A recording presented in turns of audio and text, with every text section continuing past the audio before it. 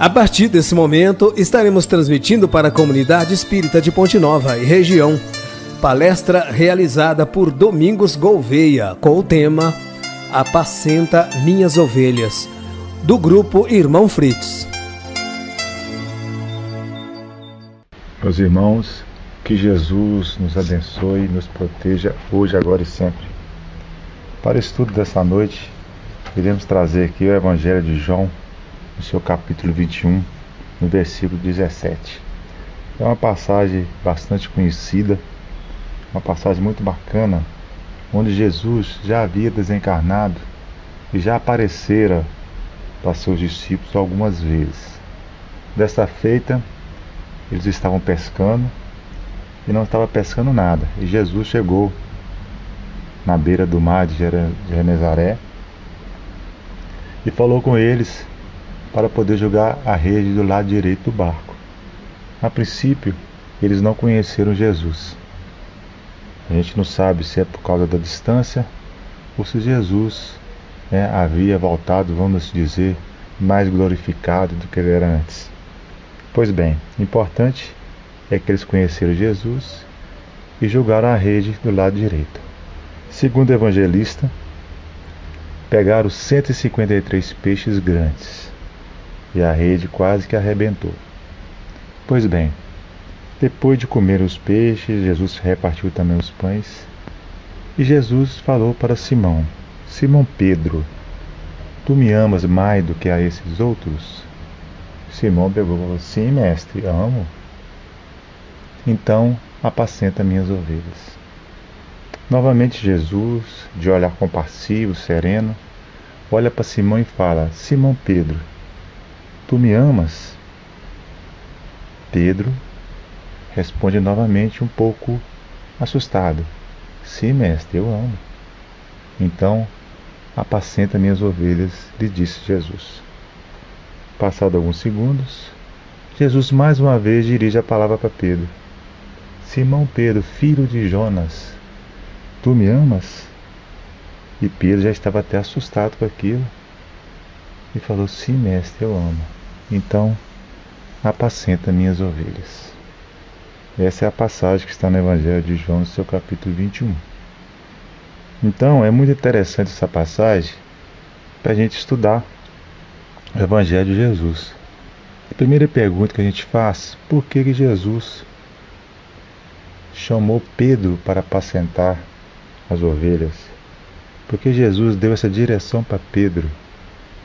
Nós sabemos, que Pedro não era o mais inteligente de todos.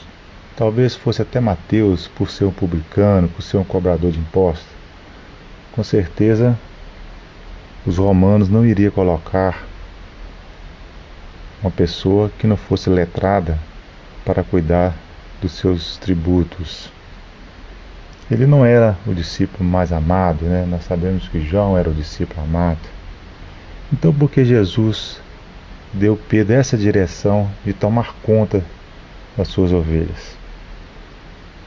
Pouco sabemos da vida de Pedro, a não ser aquilo que está no Evangelho.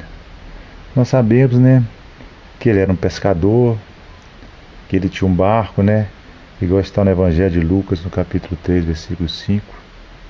Provavelmente herança do seu pai.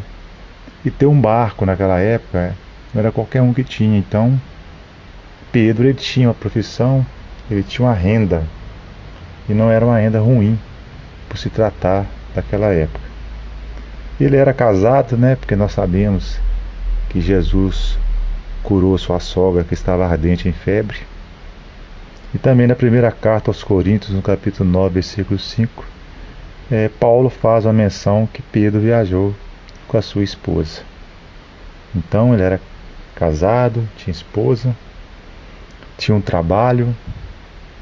Então por que Jesus chamou Pedro? Porque Pedro, assim como nós, tinha seus altos e baixos.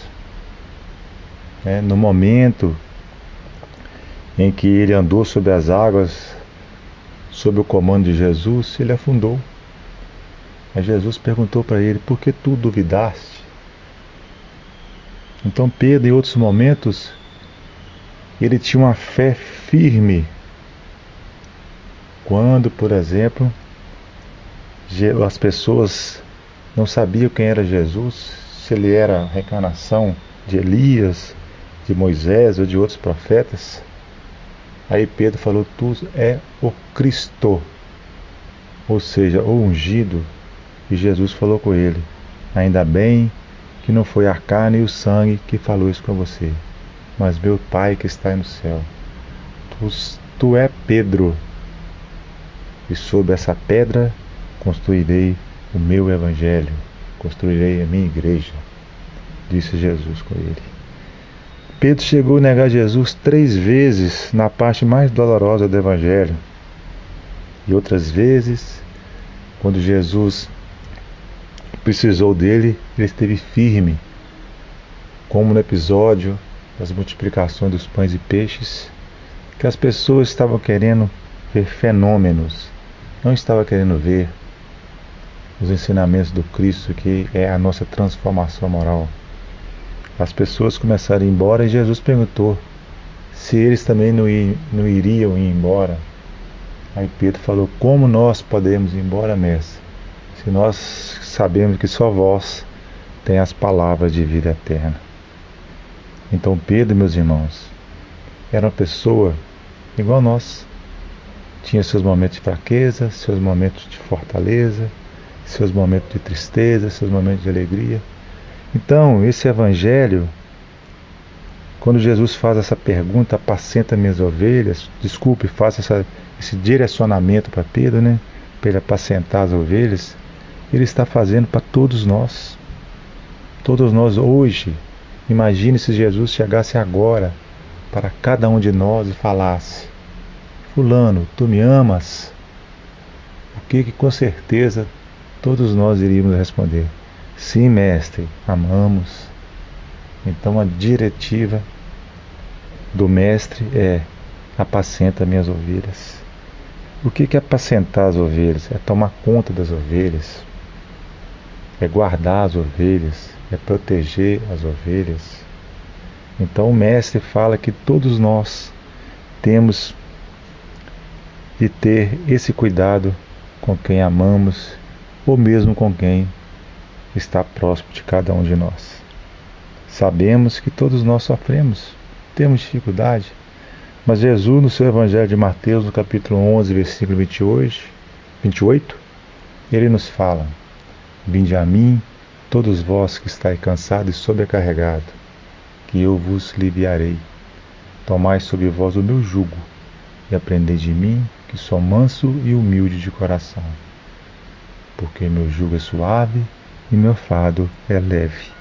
Ou seja, todos nós, gente, teremos aflições, todos nós teremos momentos difíceis na vida, mas o mais importante é a gente nos fortificar com os ensinamentos do Cristo, porque sendo assim, nós estaremos preparados para passar por qualquer tipo de lição. Então, no estudo dessa noite, nós trouxemos aqui uma lição do Fonte Viva, no capítulo 19, que tem justamente esse tema: apacenta minhas ovelhas. Para quem não conhece, o Fonte Viva é uma coleção psicografada por Chico Xavier, onde a gente tem livros que Emmanuel, o mentor de Chico Xavier, dá explicação de algumas passagens do Evangelho. Então é a coleção de 5 livros, O Fonte Viva é um deles: Caminho, Verdade e Vida, Pão Nosso, Vinha de Luz e Palavra de Vida Eterna. Então, nessa lição, Emmanuel nos fala claramente o que Jesus nos recomenda, ou melhor, o que ele não nos recomenda. Então vamos lá? Jesus não recomenda medidas drásticas em favor da disciplina compulsória, nem gritos, nem xingamentos, nem cadeia, nem forca, nem chicote, nem vara, nem castigo, nem imposição, nem abandono aos infelizes, nem flagelação aos transviados, nem lamentação, nem desespero. Então Emmanuel fala para a gente o que Jesus não recomenda a gente fazer. Achei interessante também, meus irmãos, se a gente pegar os 10 mandamentos, 8 mandamentos é para o que nós não devemos fazer. Não terás outros deuses além de mim. Não tomarás o santo nome de Deus em vão. Não matarás.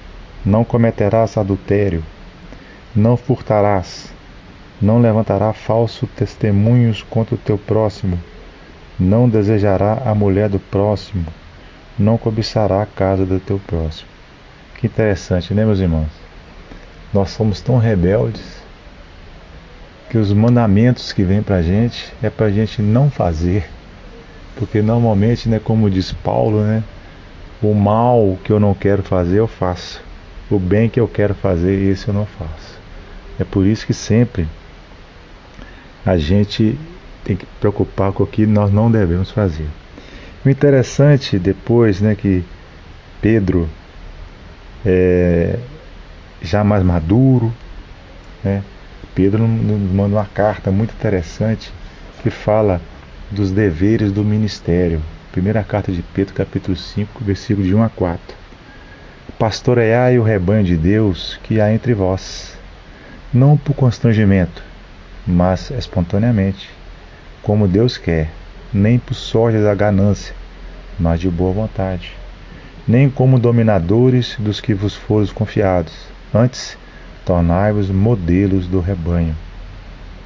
Ora, logo que o Supremo Pastor se manifestar, recebereis a inacessível coroa da glória. Então Pedro nos fala aqui, meus irmãos, para que nós possamos pastorear o nosso rebanho, ou seja, tratar as pessoas com carinho, tomar conta, né? A gente sabe que a verdadeira liderança não é aquela que impõe, é aquela que se expõe. Muitas vezes, o pastor tem que ir na frente conduzindo as suas ovelhas. Outras vezes esse pastor tem que ir atrás, empurrando as ovelhas.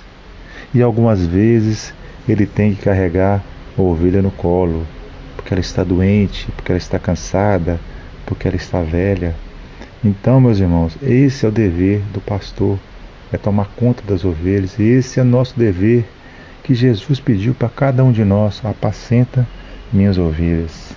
É claro que primeiro devemos nos apacentar, primeiro devemos nos aquietar, para a gente entrar em sintonia com o plano maior. Lembremos de Paulo, né, em Damasco, quando Paulo olhava para fora, o que Jesus fez com ele? Ele ficou cego para que pudesse olhar para dentro. E depois disso ficou 2 anos no deserto de Dan, estudando ainda a palavra do Cristo, para depois ele nos passar essa mensagem tão maravilhosa do Evangelho, né? É dele aquela palavra, aquela frase: tudo me é lícito, mas nem tudo me convém. Então, meus irmãos, nós devemos sim olhar para o nosso próximo com mais carinho. O que a gente puder fazer com amor, com carinho, nós devemos fazer. Então, apacentar é educar. Apacentar é nos libertarmos do materialismo. Então, a matéria na Revista Espírita de 1859, né, Kardec é perguntado por um príncipe, né, qual poderá ser a utilidade da propagação das ideias espíritas. Veja que interessante que Kardec respondeu: sendo o espiritismo a prova palpável e evidente da existência, da individualidade e da imortalidade da alma, é a destruição do materialismo, essa negação de toda religião, essa saga de toda a sociedade. O número dos materialistas que o espiritismo conduziu às ideias mais sãs é considerável e aumenta diariamente. Só isso seria um benefício social. Não somente prova a existência e a imortalidade da alma, como ainda mostra o seu estado feliz ou desgraçado conforme os méritos dessa vida. As penas e recompensas futuras não são mais uma teoria, mas um fato patente aos nossos olhos. Ora, como não há religião possível sem a crença em Deus, na existência da alma e nas penas e recompensas futuras, o Espiritismo traz de volta a essas crenças as pessoas nas quais elas estavam apagadas. Resulta daí que ele é o mais poderoso auxiliar das ideias religiosas. Dá religião aos que não a possuem. Fortifica naquele em que é vacilante. Consola pela certeza do futuro. Faz suportar com paciência e resignação as tribulações da vida e desvia do pensamento o suicídio, ideia que naturalmente repelimos quando vemos as consequências, e porque são felizes os que penetraram em seus ministérios. Para eles, o Espiritismo é a luz que dissipa as trevas e as angústias da dúvida. Então, meus irmãos, Kardec nos fala aqui que quando nós tiramos uma ideia materialista de uma pessoa, nós estamos fazendo bem para a sociedade. Porque o materialismo nos leva ao hedonismo, que alimenta todo tipo de vício, que adoecem e escravizam as consciências. Alimenta o individualismo, gerando guerra, miséria e preconceito. Então, todos nós devemos apacentar as pessoas, devemos tirar as ideias materialistas delas e colocar ideias espiritualistas. Na questão 841 do Livro dos Espíritos, Kardec também, na questão 799 do Livro dos Espíritos, Kardec pergunta de que maneira pode o Espiritismo contribuir para o progresso. Então, olha a resposta da espiritualidade: destruindo o materialismo, que é uma das chagas da sociedade. O Espiritismo faz que os homens compreendam onde se encontram seus verdadeiros interesses, deixando a vida futura de estar velada pela dúvida.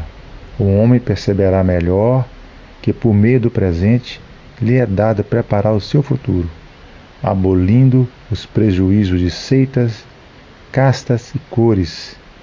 Ensina aos homens a grande solidariedade que há de unir como irmãos. Então, meus irmãos, pegando aqui o gancho aqui dessa pergunta do Livro dos Espíritos, nós podemos falar o seguinte: que apacentar é dizer não ao racismo, Apacentar é dizer não à xenofobia, não à homofobia. Lembramos aqui, meus irmãos, que Jesus conviveu com os excluídos. Exatamente, Jesus conviveu com aquela parte da sociedade que ninguém queria viver. Então nós, todas as vezes que nós vemos um ato de racismo, de intolerância religiosa, de xenofobia, nós devemos lutar, nós devemos tomar conta, nós devemos apacentar. Apacentar, meus irmãos, é não julgar. Quantas vezes nós julgamos as pessoas, Mas preste bem atenção: se tem uma pessoa que nós admiramos, se alguém falar mal dela perto da gente, a gente defende essa pessoa. Então, nós podemos convir o seguinte, que nós só julgamos porque nos achamos melhores que as outras pessoas. E Chico Xavier nos fala uma frase muito bacana, que ele fala o seguinte: se nós achamos que somos tão melhores que as outras pessoas, como esperar dela então um comportamento melhor que o nosso? Então, meus irmãos, apacentar é não julgar, é tratar como os irmãos. Obviamente, hoje em dia, com essas questões de redes sociais, tem muitas pessoas que têm ideias diferentes, Na questão 841 do Livro dos Espíritos, Kardec pergunta, sinteticamente aqui falando, se tem uma pessoa que tiver uma doutrina perniciosa, uma doutrina nociva, se nós devemos falar a verdade para ela. Sim, certamente nós devemos falar a verdade, mas ensinem a exemplo de Jesus, servindo-se da brandura, da persuasão e não da força, o que seria pior do que a crença daquele a que desejariam convencer. Se alguma coisa se pode impor, é o bem e a fraternidade, mas não cremos que o melhor meio de fazê-los admitidos seja agir com violência. A convicção não se impõe. Pois então, meus irmãos, podemos sim esclarecer as pessoas, Isso também é apacentar. Esclarecer a pessoa é apacentar, mas lembre-se da verdade. Nós devemos sempre falar a verdade. A verdade é como um diamante brilhante que nós temos na nossa mão. Se nós julgarmos no rosto da pessoa, vai ferir aquela pessoa. Mas se eu pegar esse diamante, colocar numa caixinha, embrulhar e colocar um lacinho, a outra pessoa vai receber de todo coração. Então, apacentar, meus irmãos, é ser brando de coração, é ser pacífico, é tratar a pessoa do mesmo jeito que nós gostaríamos de ser tratado. Agradeço a todos pela atenção recebida e que todos nós possamos fazer a nossa parte de tomar conta das ovelhas que estão próximos de nós. Que Jesus nos abençoe, nos proteja hoje, agora e sempre.